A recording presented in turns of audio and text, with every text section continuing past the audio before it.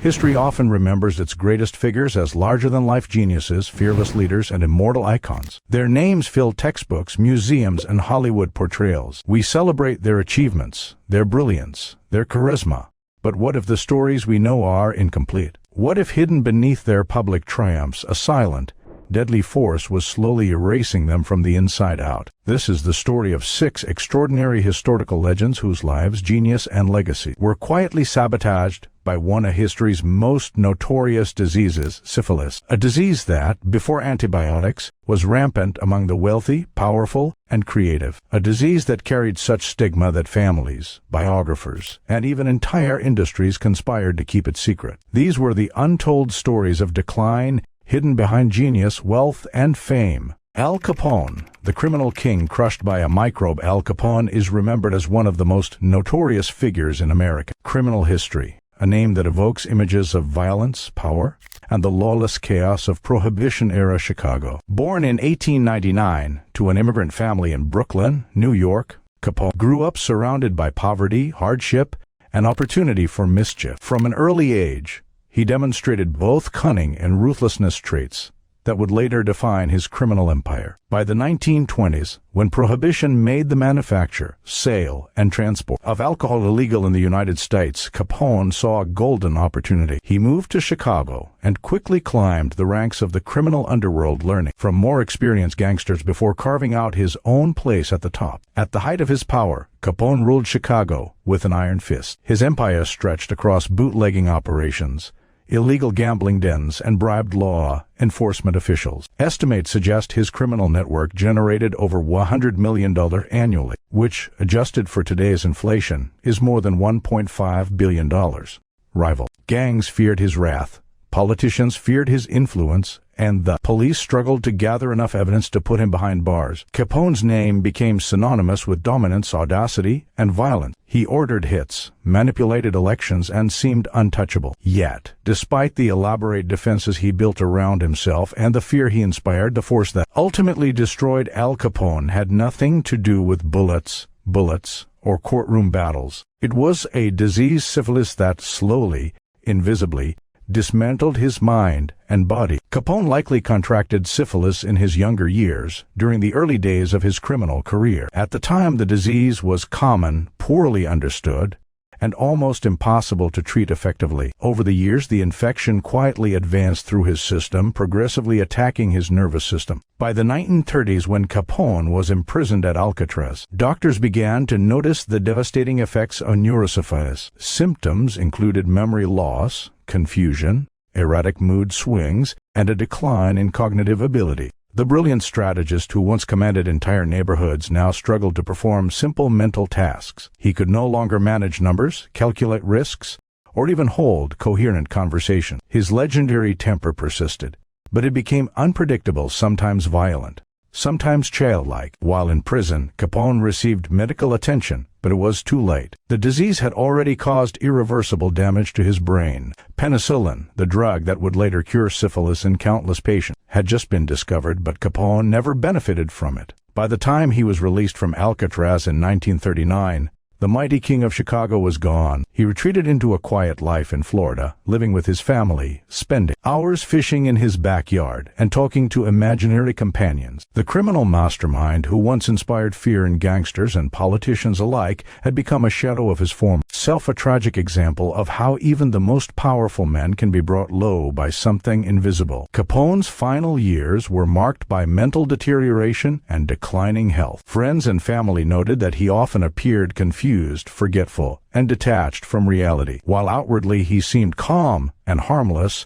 the disease had stripped away all the cunning and ruthlessness that had once defined him. On January 25, 1947, Al Capone died in Palm Island, Florida. Officially, the cause of death was listed as a stroke complicated by pneumonia. Yet anyone looking deeper would recognize that the true culprit had been silently working for decades. Untreated syphilis. A simple medical treatment, had it been available and administered earlier, might have preserved his life and mental faculties. Instead, a microscopic organism accomplished what no gang rival, lawman, or army of investigators ever could. Al Capone's story is a haunting reminder that human power, wealth, and fearlessness are no match for the invisible forces of disease. The man who once ruled Chicago with terror and precision died powerless, his mind unraveling long before his body followed. History remembers him as a gangster, a criminal genius, and a figure of American folklore, but his end tells a different story. A story of vulnerability, mortality, and the quiet, relentless force of nature that spares no one, not even the mighty.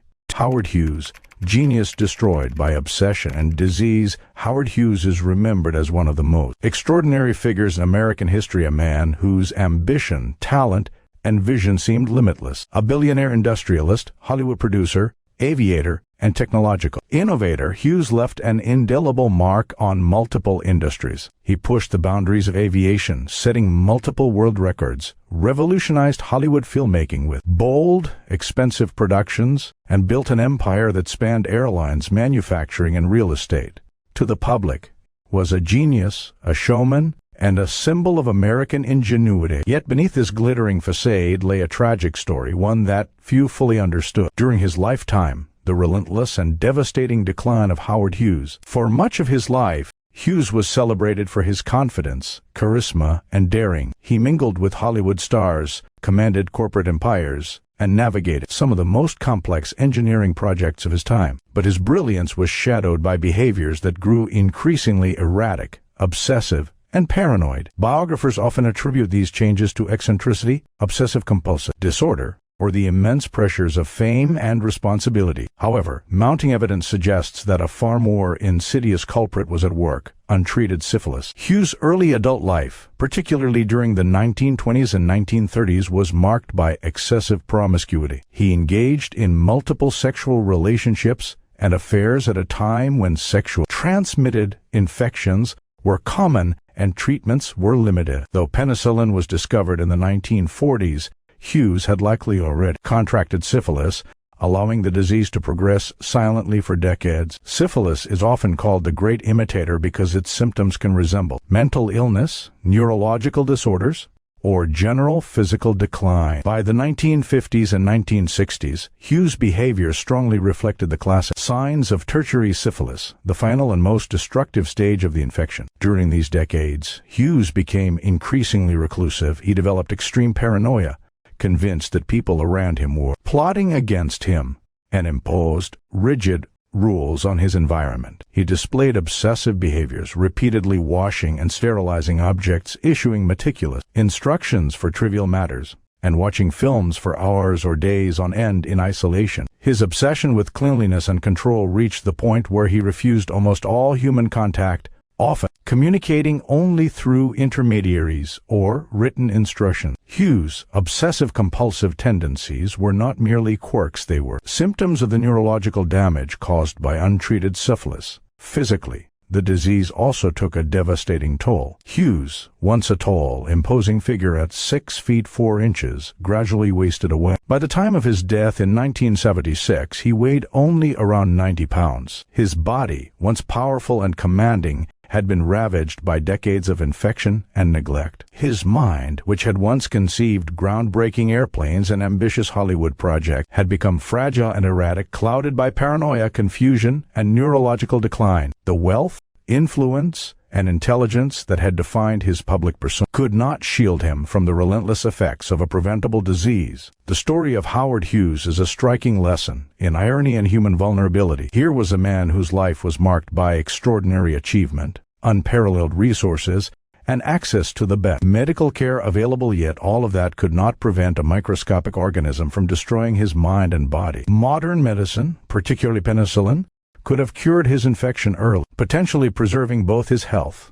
and his extraordinary faculties. Instead, untreated syphilis slowly dismantled the man behind the legend, leaving only a reclusive shadow of the once great visionary. Hughes' decline also serves as a broader cautionary tale about the limits of wealth and power. No amount of money, genius, or influence can completely protect humans from illness. Even the most brilliant individuals remain vulnerable to forces beyond their control. In Howard Hughes' case, a single infection, silent, treatable, yet devastating, ultimately dictated the terms of his final decades. The story is both tragic and sobering, It reminds us that health, often taken for granted, is the most fragile of human possessions, and that even the most remarkable lives can be undone by something invisible and microscopic. John Barrymore, the Great Profile's tragic fall. John Barrymore, famously known as the Great Profile, was American theater royalty, a man whose talent seemed destined for greatness from birth. Born into the legendary Barrymore acting dynasty, John inherited both the theatrical pedigree and the charisma that would make him one of the most celebrated actors of his generation. On stage, he brought Shakespeare's characters to life with a magnetic intensity, effortlessly, commanding attention with his voice, his expressions, and his presence. His performances were considered masterful, blending intelligence, wit, and raw emotion in ways that left audiences spellbound. On screen, he transitioned seamlessly into the early days of Hollywood, proving his versatility as a leading man in silent films and talkies alike. Despite the glamour and acclaim, Barrymore's personal life was turbulent. He led a notoriously promiscuous lifestyle, engaging in affairs that reflected both his confidence and recklessness. Alcohol often flowed freely, feeding rumors about his excesses and contributing to a public perception of him as brilliant yet self-destructive. For decades, he appeared untouchable, a man who could command a stage, captivate a screen, and charm anyone in his orbit. Yet beneath the surface, a more insidious problem was quietly taking hold, one that would eventually strip him of both his health and his gift for performance. While alcoholism has long been cited as the main culprit behind Barrymore's decline, modern medical historians suggest a darker, hidden cause: neurosyphilis, likely contracted earlier in his life through his sexual activities. The disease silently progressed for years, attacking his nervous system and eroding his mental faculties. By the late 1930s, the effects became impossible to ignore. Barrymore began to struggle with memory, unable to retain lines or recall critical details necessary for his craft. His once commanding presence wavered as periods of lucidity alternated with confusion, leaving co-stars, directors, and audiences concerned. Simple tasks on set became increasingly difficult, and maintaining the professionalism required in theater and film became a near impossible challenge. The progression of neurosyphilis was relentless. The disease affected his judgment, mood, and cognitive abilities, slowly dismantling the very qualities that had made him extraordinary. His wit, timing, and emotional depth, the legacy of the Barrymore theatrical tradition, faded, replaced by erratic behavior and a growing inability to sustain complex performances. Meanwhile, his family, fiercely protective of their theatrical dynasty,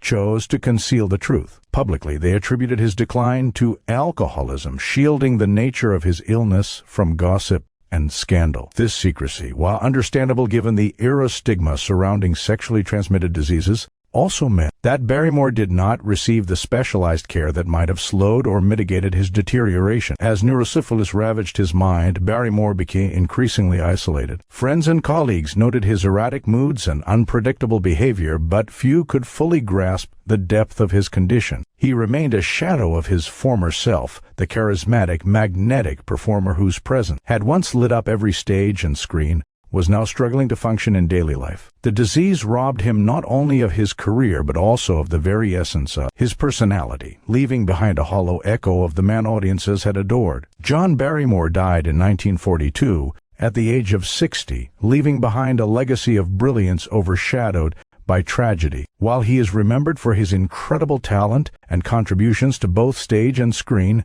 the story of his final years serves as a stark reminder of the fragility of human life, even for those born into fame and privilege. Neurosyphilis, a disease that modern medicine could have treated if caught early, silently dismantled one of the most gifted actors of his era. His decline was not merely a cautionary tale about excess or indulgence, but a reflection of the era's medical limitations, societal stigma, and the hidden vulnerabilities that can strike even the seemingly invincible. Barrymore's life and death highlight a profound irony. Talent, charm, and renown could not protect him from a microscopic organism that silently destroyed his mind. Today, his story is often revisited not only to celebrate his extraordinary achievements, but also to recognize the tragic consequences of untreated disease, secrecy, and social taboos. The legacy of the great profile endures both in the timeless performances he left behind and in the haunting reminder of how fragile human brilliance can be in the face of unseen threats. Paul Muni, Hollywood's hidden tragedy. Paul Muni,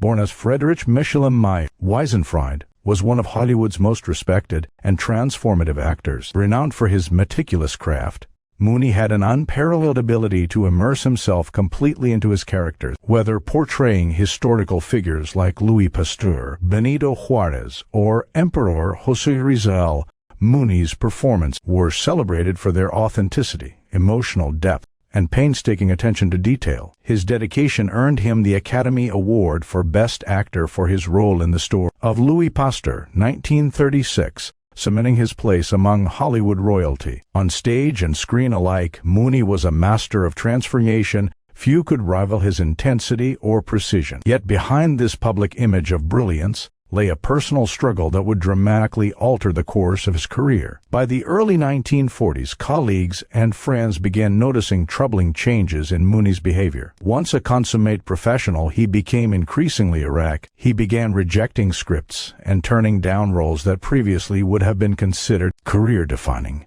On set, he struggled with concentration, memory lapses, and inconsistent performance. Private interactions revealed cognitive fluctuations, moments of lucidity, and charm interspersed with confusion or forgetfulness. Slowly, Muni withdrew from the industry, retreating from the spotlight that had once defined him. While contemporaries speculated about stress, overwork, or the natural ebb of a career, modern medical historians suggest a more insidious culprit, neurosyphilis. Likely contracted earlier in his life, the disease can remain dormant for years before attacking the nervous system in its tertiary stage. Neurosyphilis often manifests with a range of neurological and physical symptoms, including memory loss, joint pain, confusion, mood swings, and difficulty concentrating, all of which align closely with the changes Muni exhibited during his later years. In an era when sexually transmitted infections carried heavy stigma and effective treatments were limited or unavailable, the disease often went undiagnosed or untreated,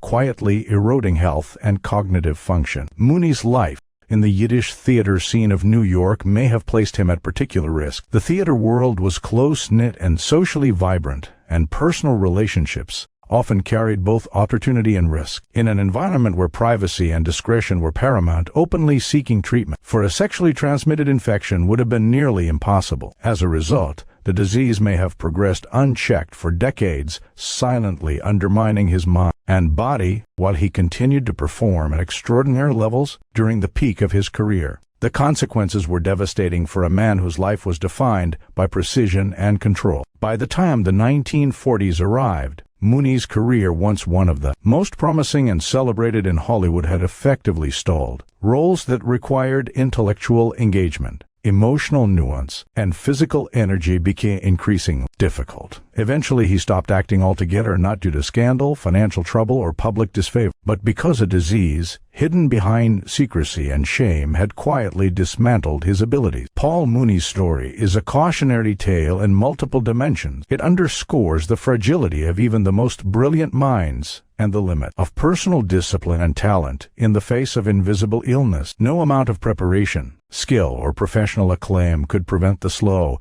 relentless effects of neurosyphilis. His decline also reflects the social and medical realities of the time: stigma surrounding sexually transmitted infection, limited access to effective treatments, and a culture that often encouraged secrecy over intervention. Despite the tragic end to his career, Muni's legacy endures through the performances that remain timeless. His dedication to authenticity, his meticulous preparation, and his fearless transformations continue to influence actors to this day. Yet beneath the enduring acclaim lies a haunting truth: the brilliance of Paul Muni, the very mind that crafted some of Hollywood's most memorable performances, was eventually silenced, not by choice, scandal, or failure, but by a disease that hid in plain sight, waiting decades to take its toll. In reflecting on Muni's life, one is reminded that even extraordinary talent cannot render a person invulnerable. Health, often overlooked in the pursuit of achievement, proves to be the most fragile of foundations. Paul Muni's career cut short by an undetected and untreated illness, serves as both a celebration of genius and a somber reminder of human vulnerability, a story of brilliance shadowed by tragedy, hidden behind the curtain of secrecy that defined his era. Oscar Wilde, the wit who died in exile. Oscar Wilde, the flamboyant playwright, poet, and novelist, was the embodiment of wit, elegance, and intellectual brilliance in the late Victorian era. His plays, such as The Importance of Being Earnest, and his novels, including The Picture of Dorian Gray, were celebrated for their sparkling dialogue, sharp satire, and piercing insights into society. Wilde's reputation extended far beyond the literary world. He was a social phenomenon, captivating audiences with his charm, epigrams, and seemingly effortless sophistication. He was, by all accounts, who explored the darkest aspects of the mind may have done so from intimate knowledge of the horrors that can lurk within one's own body. His life, marked by tragedy, brilliance, and unseen illness, reminds us that genius and vulnerability often coexist, and that even the most creative minds are not immune to the quiet devastation of disease. In reflecting on Poe, one is struck by the haunting symmetry between life and art. The darkness he conjured on the page was, in some ways, a mirror of the illness that would ultimately end his life. The terror he crafted for readers was, tragically, the terror he lived, a reality that transforms the appreciation of his work into both admiration and sorrow. The hidden pattern of history. Al Capone, Howard Hughes, John Barrymore, Paul Muni, Oscar Wilde, and Edgar Allan Poe share a haunting common thread: a brilliant mind and a private battle against a disease that history tried to erase. Neurosyphilis, the late-stage manifestation of untreated syphilis, mimicked madness, alcoholism, or eccentricity, allowing the world to misattribute their decline. Before antibiotics, syphilis was both common and socially stigmatized. Treatment existed but was avoided due to shame, expense, or fear of scandal. Families and historians often concealed the truth to protect reputation, replacing honest medical explanations with socially acceptable narratives. The loss is incalculable. Every creative idea, technological innovation,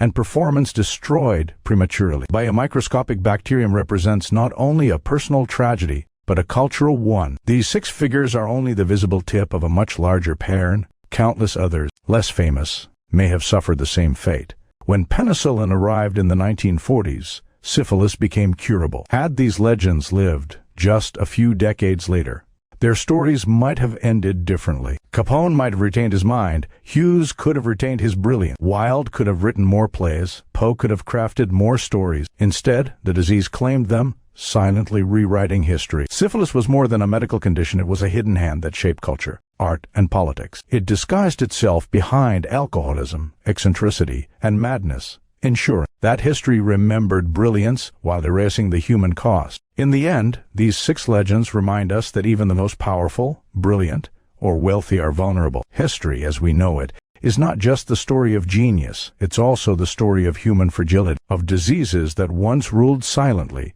and of the lives that might have been.